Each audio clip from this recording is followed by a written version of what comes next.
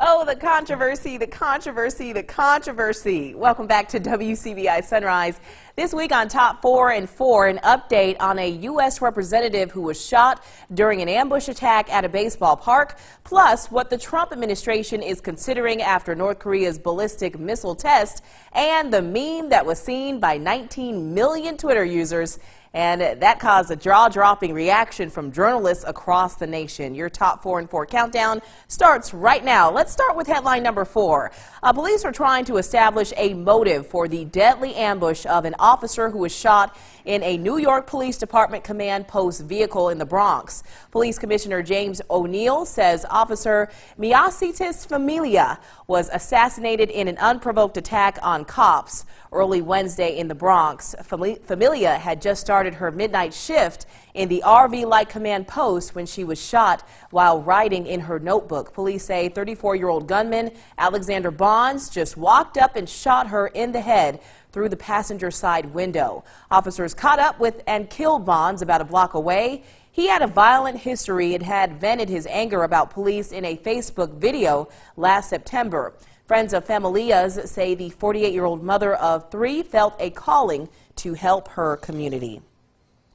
Here's headline number 3. The Washington hospital where House Majority Whip Steve Scalise is recuperating from a gunshot wound says he's been readmitted to the intensive care unit. MedStar Washington Hospital Center says the Louisiana congressman is back in intensive care because of new concerns regarding infections. Scalise was in serious condition Wednesday night. Scalise and 4 other people were injured last month when a gunman opened fire on a Republican baseball practice in nearby Alexandria, Virginia. U.S. Capitol Police and other officers returned fire and killed the gunman. The congressman was struck in the hip and the bullet tore into blood vessels, bones, and internal organs. He has undergone several surgeries and had been upgraded to fair condition.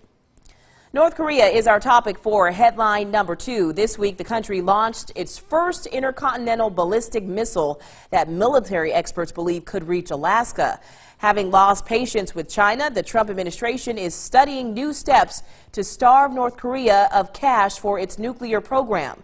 The options include one that would infuriate Beijing, sanctions on Chinese companies that help keep the North's economy afloat, that is. It's an approach that's paid off for the U.S. in the past, particularly in dealing with Iran. U.S. President Donald Trump hopes for China's help in dealing with North Korea. Well, that hope appears to have gone nowhere, with the two sides growing further apart as their approaches and concerns diverge. Coming in at headline number 1, it became quite a discussion on our morning show on Monday whether or not the president is handling the media appropriately. And it's our number 1 headline of the week. I don't think you're surprised. I'm not. On Sunday morning, the president's personal Twitter account, which has 33 million followers, posted a 28-second video of a WWE broadcast. Well, the video was edited to show Trump beating up a man with a CNN logo on his face. A short time later, the official @POTUS account retweeted Trump's tweet to its 19 million followers. It's one of the president's most shared, most retweeted posts ever. Well, Sunday marked another episode of Trump's ongoing war against the news media and against CNN in particular. The tweet sparked outrage among journalists across the nation, as well as lawmakers condemning the president's actions on both sides of the aisle. In fact, in a statement, CNN called it, quote, a sad day when the president of the United States encourages violence against reporters, end quote. But on a side note, a new study has revealed people do still trust journalists over the president. According to CBS News, several adults were surveyed, and the poll found that 50% of Americans trust CNN over President Trump. And the poll also found that Americans trust their local news stations as opposed to national ones, which again, no surprise there. But I will say, being a journalist is a tough job. It just is.